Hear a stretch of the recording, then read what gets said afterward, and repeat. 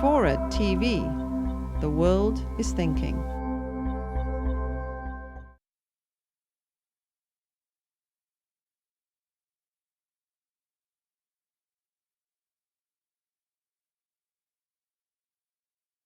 Back in 1947, just a year into the Cold War, the Truman administration launched a massive overhaul of the nation's foreign policy, defense, and intelligence agencies to meet new challenges. Today, we must do the same to meet the challenges of the 21st century.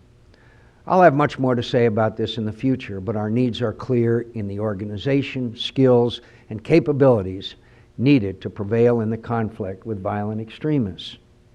An intelligence community that it's able to collect and analyze information on and conduct operations against our enemies. A public diplomacy effort that makes our case to the world effectively. A diplomatic corps that understands stability does not mean supporting dictatorships.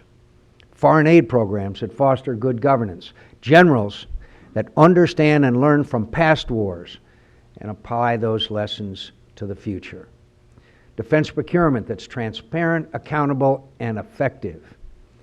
And civilian defense leadership that is held accountable for results and provides the resources necessary to achieve results. We must never again launch a military operation with too few troops to complete the mission and build a secure, stable, and democratic peace. When we fight a war, we must fight to win. We cannot build an enduring peace based on freedom by ourselves, nor do we want to. The Declaration of Independence proclaimed our duty to pay decent respect to the opinions of mankind. When I think back to the 1980s, the decade of triumph in the Cold War, I think about our great alliances: Reagan, Thatcher, Kohl, Mitterrand, Nakasone.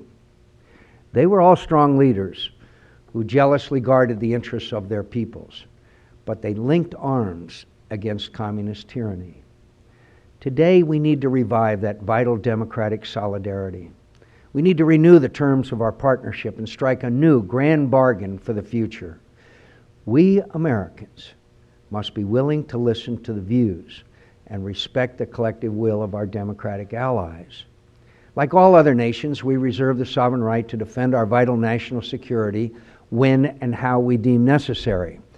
But our great power does not mean we can do whatever we want, whenever we want, nor should we assume we have all the wisdom, knowledge, and resources necessary to succeed. When we believe international action is necessary, whether military, economic, or diplomatic, we must work to persuade our democratic friends and allies that we are right. But in return, we must be willing to be persuaded by them. To be a good leader, America must be a good ally. Our partners must be good allies too. They must have the will and the ability to act in the common defense of freedom, democracy, and economic prosperity. They must spend the money. They must spend the money necessary to build effective militaries that can train and fight alongside ours. They must help us deliver aid to those in need and encourage good government in fragile states. They must face the threats of our world squarely and not evade their global responsibilities.